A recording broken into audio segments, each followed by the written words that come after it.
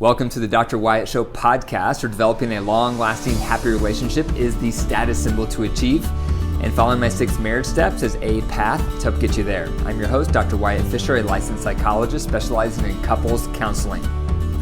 If you're looking for individualized care for your relationship, someone to help you work through your resentments, I have a team of relationship coaches for that purpose.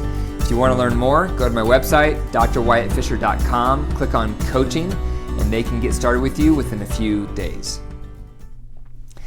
Today I'm going to talk about 4 mistakes you're making as a blended family. When I send out surveys once a month to my newsletter followers, my social media followers, I often ask them, what else would you like to hear about? What are some topics you want me to talk more about?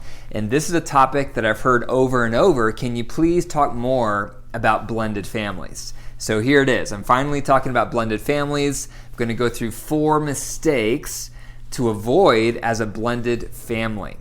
Now, I have personal experience being raised in a blended family. My parents got a divorce when I was around 6 or 7 years old, and my mom and my dad both remarried. So I was raised with a stepmom, I was raised with a stepdad, I had step siblings, so I know firsthand what it feels like to be raised in a blended family from a child's perspective. And so that's where a lot of these mistakes are going to come out of today. In addition to my clinical experience working as a practicing psychologist, I see these same mistakes happening over and over in blended families today.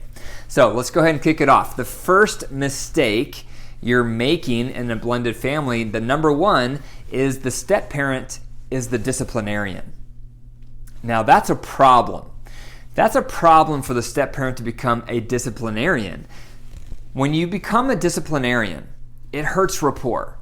Every time you correct a child, you reprimand a child, you give the child a consequence, any type of consequence you're giving a child hurts the rapport. And a step parent doesn't have much rapport. And so if they're the one making the corrections, they're the one making the rules, they're the ones holding that child accountable for their behavior and enforcing the consequences, that's a horrible combination. Because every time you have that interaction with a child or with a teen, it hurts the rapport. So the only parent that should be doing the disciplining is the parent who has the most rapport with the child, and that's going to be the biological parent. The step parent doesn't have that rapport. They're a new person, and often they're viewed with suspicion and animosity. You're not my real mom. You're not my real dad. Who are you to tell me what to do? That's what happens. And I can remember moments when those exact words came out of my mouth because I had experience with this. I had a stepdad who was a disciplinarian. I had a stepmom who was a disciplinarian, and we clashed.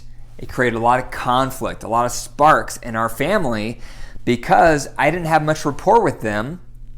I didn't even want them in my life because I wanted my actual biological parent in my life, but they were there, they were in my life, and then they became the disciplinarian. So it created all sorts of problems, all sorts of conflict. And so that's a mistake I see a lot of families make, is that a couple gets a divorce, they remarry, and now that new step parent becomes the disciplinarian. It's a huge problem. So make sure that's not you. If you're the step parent listening to this, do not be the disciplinarian. You have to defer to the biological parent. It's her or his children. They need to be the ones deciding on the rules and enforcing the rules, not you. And number 2, the second mistake you're making in a blended family is the step parent doesn't build enough rapport with the children. This is also a huge issue, and I experienced this growing up myself. My stepmom wouldn't spend a lot of time building rapport with me. Once in a while, if my dad would go out of town, then we would have some quality time. But when my dad was home, we didn't have much quality time. Likewise with my stepdad.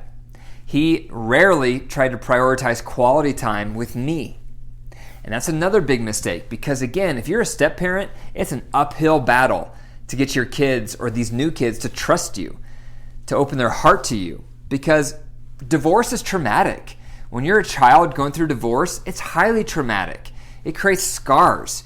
It creates all these wounds in your soul and in your heart because all of us dream of our parents being together. All of us dream, even on a subconscious level, of having an intact family. Now, having said that, yes, there are exceptions when divorce is recommended: adultery, abuse, and abandonment. But people get divorced these days for all sorts of reasons. My needs aren't being met. I just don't love him anymore. I'm just not into the marriage anymore. So many people get divorced for really simplistic reasons. And when you do that and there's kids involved, it creates trauma for those kids. It creates scars for those kids. It creates wounds for those kids. And I was one of those kids. So in my family growing up, my parents got divorced young, and it created scars in me. It created wounds in me because all I wanted was for my mom and dad to be together, for us to have an intact family. So it creates hurt, it creates wounds. And so then you have the step-parent coming in, and you already feel negative toward them because what you really want is your actual parent there, but your parent's not there. You have the step-parent, so you already, right from the start, you don't like that step-parent. Already from the start, you feel suspicion toward the step-parent. Already from the start, you feel some animosity toward that step-parent. Therefore, if you're the step-parent, you need to be building rapport with that stepchild. You need to carve out quality time on a regular basis. And you're not interacting as a parent to a child. You're interacting as maybe an uncle or an aunt, where you're just trying to build that rapport. You're trying to get to know them. You're trying to help them feel safe with you. You're trying to help build some experience and some positive memories with them. And again, my step-parents did not do this.